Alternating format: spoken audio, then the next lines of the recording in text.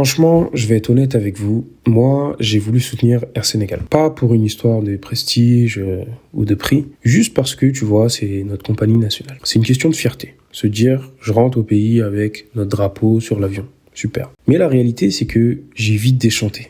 Retard sur retard, zéro communication et un remboursement que j'attends encore aujourd'hui. Et je sais que je suis pas le seul. Dans la diaspora, on est beaucoup à avoir vécu la même chose. Alors forcément, je me pose une question simple. Comment une compagnie qu'on voulait aimer a pu autant perdre notre confiance? Récemment, l'État a annoncé un nouveau plan, 66 milliards de francs CFA. Oui, 66 milliards de francs CFA pour acheter 2 nouveaux avions pour Air Sénégal. L'idée, c'est de moins dépendre des avions loués et de renforcer la flotte nationale. Sur le papier, c'est très bien. Mais dans les faits, la compagnie est en difficulté. Plus de 100 milliards de dettes. Un procès à New York contre leurs créanciers. Et des pertes énormes. 89 milliards en 2022, 57 milliards en 2023. Et pendant ce temps, les vols sont annulés, les salaires du personnel sont en retard et la communication quasi inexistante. Même les employés tirent la sonnette d'alarme. Ils parlent de flotte désorganisée, de location d'avions absurdes et d'un management basé sur le copinage. Imagine aujourd'hui, il n'y aurait qu'un seul avion opérationnel. Les autres sont cloués au sol à Dakar ou à Rome. Et pour remplacer ça, on a loué un Boeing de 22 ans pour la ligne Dakar-Paris. Est-ce que tu vois le problème? C'est pas juste de la malchance, c'est une mauvaise gestion chronique. Et c'est pas moi qui le dis, ce sont les employés eux-mêmes. Mais moi, je vais te parler de ce que j'ai vécu en tant que client. Le 24 mars 2020, j'avais un vol Dakar-Paris à minuit 35, pour être précis, annulé à cause du Covid. Voilà, je comprends, c'était une période compliquée pour tout le monde, pas de souci. Mais j'ai quand même écrit au service client pour demander un remboursement. Écoutez leur réponse. Votre billet n'est pas remboursable, on peut vous faire un avoir valable un an. Un avoir, alors que les frontières étaient fermées, que je comptais pas revenir l'année d'après.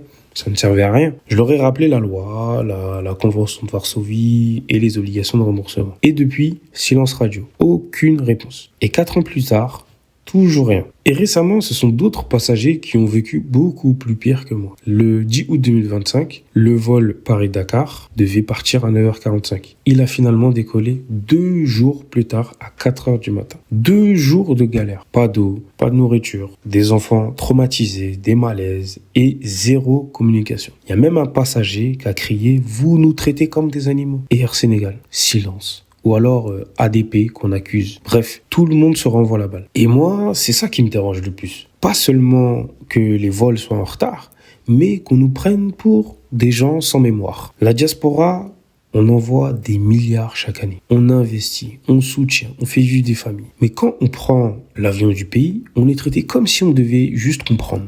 Non, on ne veut pas juste comprendre. On veut être respecté. Et le respect, ce n'est pas dans les beaux discours. C'est dans les actes. Communiquer quand il y a un problème, rembourser quand un vol est annulé et traiter les passagers dignement. Air Sénégal, c'est un symbole et ça, je le respecte totalement. Mais à force de sauver le symbole, on oublie de sauver la confiance des citoyens. Mettre 66 milliards dans des avions, c'est bien, mais si la gouvernance ne change pas, on va juste remettre de l'essence dans un moteur cassé. Ce qu'il faut réparer d'abord, c'est pas la flotte, c'est la façon de gérer, la façon de parler aux gens. Air Sénégal, on voulait l'aimer. Et je pense qu'au fond, on veut toujours y croire. Mais il faut que les actes suivent. Parce qu'un avion, ce n'est pas juste une machine, c'est un symbole de confiance. Et aujourd'hui, c'est cette confiance-là qu'il faut reconstruire. Pas avec un nouveau logo, pas avec 2 avions de plus, mais avec une nouvelle manière de respecter les gens. Moi, c'est Ibrahim, je parle d'économie, pas celle des graphiques, des grands chiffres, etc. Je parle de l'économie qu'on vit, qu'on ressent, celle qui touche nos vies, nos poches et nos valeurs. Si toi aussi, tu as déjà galéré avec Air Sénégal, partage ton histoire dans les commentaires parce que comprendre l'économie, c'est déjà commencer à la changer.